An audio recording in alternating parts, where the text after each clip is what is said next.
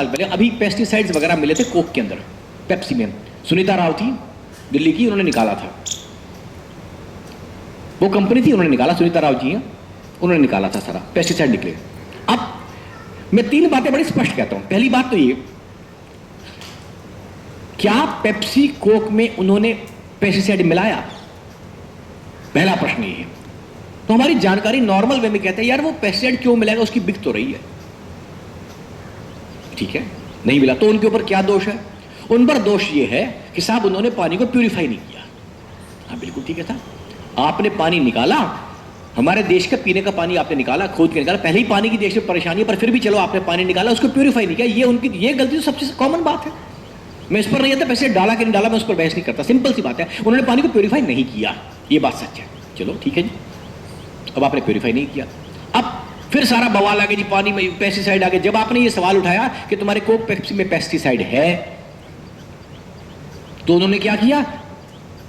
हमारे भारत की लोकसभा वगैरह जो बड़ी बड़ी ऐसी है ना, विधानसभा, सब में पेप्सी बैन हो गई, कुछ दिनों के लिए स्कूलों में भी बैन हुई थी, इससे बैन हुई। फिर क्या हुआ? फिर उन्होंने रिवर्स रिसर्चेस आपके सामने दिखा दी, देखो जी दूध में भी जहर है, देखो जी इसमें भी जहर है, देखो जी उसमें भी जहर है। चलो मान लिया भाई, तुमने अपना पानी प्यूरिफाई किया, उस पर कोई बात नहीं है। उन्होंने आपको रिवर्स सिखा दिया, दूध में जहर है, फिर बातें लगी पेस्टिसाइड से सब कुछ खराब हो गया जी। चलो मैं ये भी मानता हूं, अभी पिछले कुछ दिनों आमिर खान जी का कार्यक्रम भी था, चलो मान लिया पेस्टिसाइड ने सब खराब कर दिया, केमिकल सब खराब, चलो ये भी मैंने मान लिया, पूरे विश्व में खराब हो गया, ये भी मैंने मान लिया। पर मेरा एक छोटा सा प्रश्न उसकी, क्योंकि मैं केमिकल इंजीनियर हूं, मेरा छोटा सा प्रश्न विज्ञान पर एक और आता है। अरे आपको पता लगे चलो जी खेती खराब होगी, जमीन खराब होगी, वातावरण खराब होगा, सब कुछ हो गया, चलो मान लिया, आज आप जागना चाहते हो ये भी मान लिया, पर कहीं पर इस पर कोई रिसर्च है कि जो आज हमारा जमीन में वातावरण में जहर का लेवल, उसको कम करने के लिए क्या किया जाए? उस पर कोई रिसर्च कहीं नहीं है। आप स्टडी कर लें इंटरनेट पर, कहीं नहीं मिलेगी आपको, क्योंकि बात एक से दूसरे में बदल दी गई। उसने कहा तू चोर है, उसने कहा तू चोर है, उसने कहा तू चोर है, तू। हम लोग इसी बात में बहस करके कि पेप्सी खराब है, पूप्सी खराब है, पूप्सी खराब है, कैंपा खराब है, इस पर हम बहस करते हैं, बस हम बहसों में उलझे रहे, उनका अपना काम चलता रहे। तो हमारा खाना खराब हो गया, हमने बातें करी, उसका कुछ नहीं हुआ। जब न्यूज उसकी आई कि हमारी दवाएं इतनी महंगी बिक रही हैं, इतना कुछ हो रहा है, तो एक शब्द बीच में है जेनेरिक मेडिसिन। तो कुछ लोगों ने मुझसे सवाल पूछा, आदर्श भाई आप जानते हैं जेनेरिक मेडिसिन क्या होता है? मैंने कहा हाँ जी बिल्कुल बताता हूं आपको। बोले क्या होता है? मैंने कहा जेनेरिक मेडिसिन होता है सीधी तरीके से एक कंपाउंड का नाम। बहुत से लोग पैरासिटामोल नाम जानते हैं, पैरासिटामोल कोई दवाई नहीं है, पैरासिटामोल एक केमिकल कंपाउंड है बस। तो पैरासिटामोल के नाम से ही बिकनी चाहिए। हमारे पास पैरासिटामोल विभिन्न कंपनियों की मिलती है। अभी 20 दिन पहले मेरे को एक मेरा जानकार था, वो यूएस का हार्ट सर्जन है, यूके का, ऐसे मिल रहे थे, बात दोनों कर दी। तो मैंने कहा यार मेरी जानकारी में तो तुम लोग प्रिस्क्राइब नहीं कर सकते। बोला बिल्कुल नहीं कर सकते साहब। इन साउथ एशियन कंट्रीज के अलावा पूरी दुनिया के अंदर कोई भी दवाई जेनेरिक नाम के अलावा प्रिस्क्राइब नहीं करी जा सकती। उसने मुझसे कहा आदर्श भाई अगर मैं प्रिस्क्राइब कर दूं तो मैं बिहाइंड द बार्स मेरा मेडिकल लाइसेंस कैंसिल हो जाए।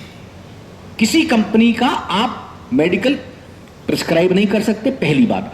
दूसरी बात, वहां दवाइयां मिलेंगी भी जेनेरिक नाम से ही, कंपनी के नाम से दवाई मिलती भी नहीं है वहां पर। तो मैंने कहा यार हमारी कंपनियां कैसी हैं, भारत रेड्डी वगैरह हमने सुना है, रैनबैक्सी नाम सुना, मैंने तो भारतीय सुना यार, सरदार जी की ग्लैक्स, इनकी क्या हाल क्या? कहता है इनकी दवाई सबसे सस्ती है बाहर यूके में। मैंने कहा और यहां कहते हैं सबसे महंगी, क्योंकि यूके में इनको बनानी ही जेनेरिक मेडिसिन है। कहता है ये थोड़ी जेनेरिक मेडिसिन ये एक्सपोर्ट नहीं करते हैं, करते हैं, लेकिन आप लोग क्योंकि जेनेरिक मेडिसिन में प्रश्न नहीं उठाते, चुपचाप आपको दूसरी बेच देती है।